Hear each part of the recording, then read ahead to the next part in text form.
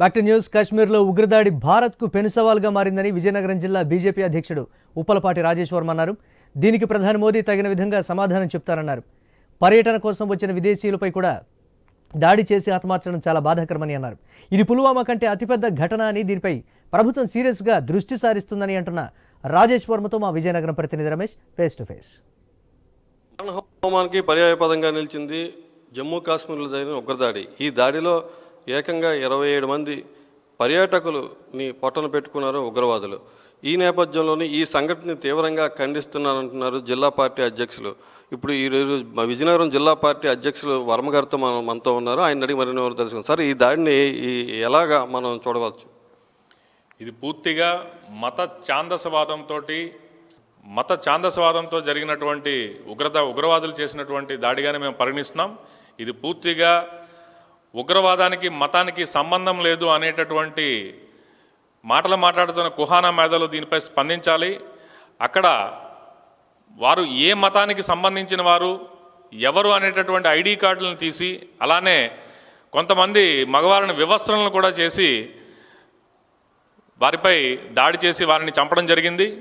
దీనిని భారతీయ జనతా పార్టీ విజయనగరం జిల్లా నుంచి మేము పూర్తిగా ఖండిస్తున్నాం. దీన్ని ఇది ప్రతి ఒక్కరు కూడా పూర్తి యావత్ భారతావని కూడా పెహల్గాం దాడుల్ని ఈరోజు ముక్తఖండంతో ఖండిస్తున్నారు. ఇది పూర్తిగా మత ఛాందసవాద ఉగ్రవాదానికి ప్రతీకగా మనం దీన్ని చెప్పుకోవాలి. ఇప్పుడు మనం చూసుకుంటే అక్కడ దాడిలోనైతే మనం చూసుకున్నట్టయితే పురుషుల్ని చంపేశారు. అయితే మహిళలను చంపేటప్పుడు కూడా మమ్మల్ని చంపేయండి వారితో పాటు అన్నప్పుడు కూడా వారు ఒక మాట చెప్పడం జరిగింది. ఈ విషయం మీరు వెళ్ళి మోడీకి చెప్పుకోండి అని. దీన్ని మీరు ఎలా పరిగణిస్తారు? ఇది ఖచ్చితంగా భారతదేశ ప్రజాస్వామ్యం మీద పెను సవాల్. ఇది మోదీకి చెప్పుకోండి అనే విషయాన్ని తప్పకుండా మోదీ గారు దానికి సరైన రీతిలో స్పందించి రాబోయే రోజుల్లో వారికి చెప్పాల్సిన బుద్ధి చెప్పడం జరుగుతుంది.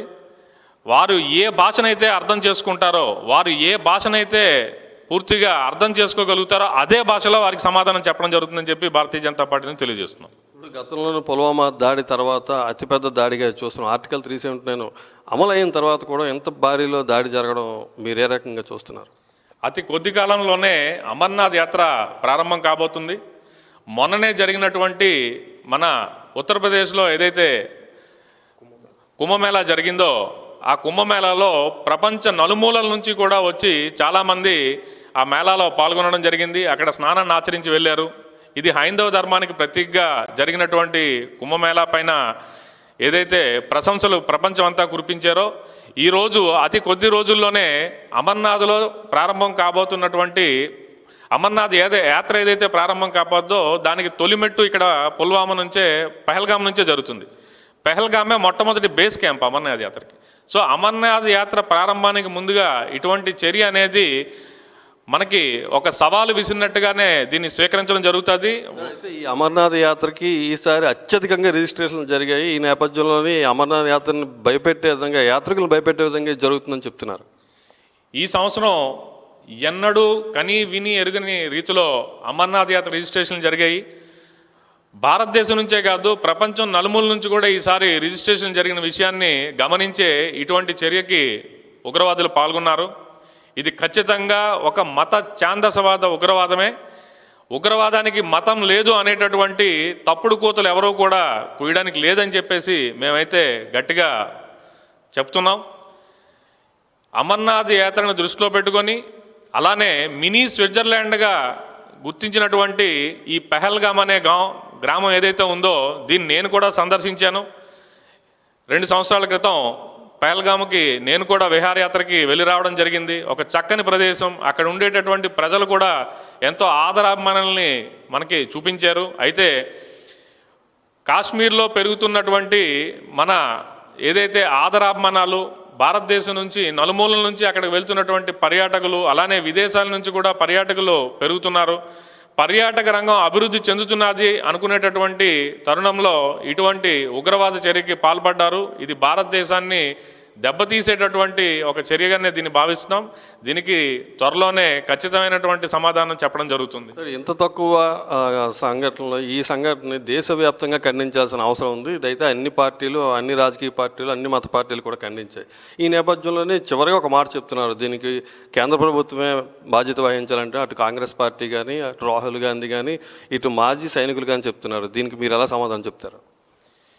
ఈరోజు పహల్గామ్లో జరిగినటువంటి ఉగ్రదాడిలో ఒక ప్రత్యేకత ఉంది. వాళ్ళు ప్రాంతాన్ని కానీ, భాషను కానీ, కులాన్ని కానీ చూడకుండా మతాన్ని చూసి, మతం అడిగి మరీ వారు మన యొక్క హిందువుల్ని హతమార్చడం జరిగింది. దీనిపై రాబోయే రోజుల్లో తప్పకుండా కఠినమైనటువంటి చర్యలు అయితే చేపట్టడం జరుగుతుంది. ఇప్పటికే అమిత్ షా గారు హుటాహుటిన నిన్న రాత్రికే పహల్గామ్ చేరడం జరిగింది. అనంతనాగ్లో కూడా ఆయన పర్యటిస్తున్నారు. అలాగే మన నేషనల్ సెక్యూరిటీ అడ్వైజర్ ఎవరైతే ఉన్నారో ఆయన కూడా ఆయనతో పాటుగా ఉన్నారు, హోంమంత్రి గారితో పాటుగా. దీనిపై రాబోయే రోజుల్లో ఎటువంటి సమాధానం చెప్పబోతున్నాం అనేది అతి త్వరలోనే మీరందరూ కూడా చూస్తారని చెప్పి తెలియజేస్తున్నాను. ఇప్పుడు మనం చూస్తే ఉత్తరాంధ్ర తరపున విశాఖలో కూడా ప్రాణాలు కోల్పోయిన వ్యక్తులు ఉన్నారు. వాళ్ళకి ఎటువంటి భరోసా కల్పిస్తారు ఉత్తరాంధ్ర? ఇది ఒక్క ఉత్తరాంధ్రాది రాకపోతే మన ఆంధ్ర రాష్ట్రం ఇదో కాదు, కర్ణాటక, తమిళనాడు, ఒరిస్సా, గుజరాత్, తెలంగాణ, హర్యానా అన్ని రాష్ట్రాల ప్రజలు కూడా అక్కడ ప్రాణాలు కోల్పోవడం జరిగింది. ఇది భారతదేశ రాజ్యాంగం మీద దాడిగా మనం దీన్ని గుర్తించాలి. భారతదేశ రాజ్యాంగానికి గౌరవిస్తూ ఏదైతే హిందువులు శాంతియుతంగా జీవనాన్ని సాగిస్తూ ఉన్నారో భారతదేశంలో, వారిపైన ఒక సవాలు విసిరేటటువంటి చర్యగానే దీన్ని భావిస్తున్నాం.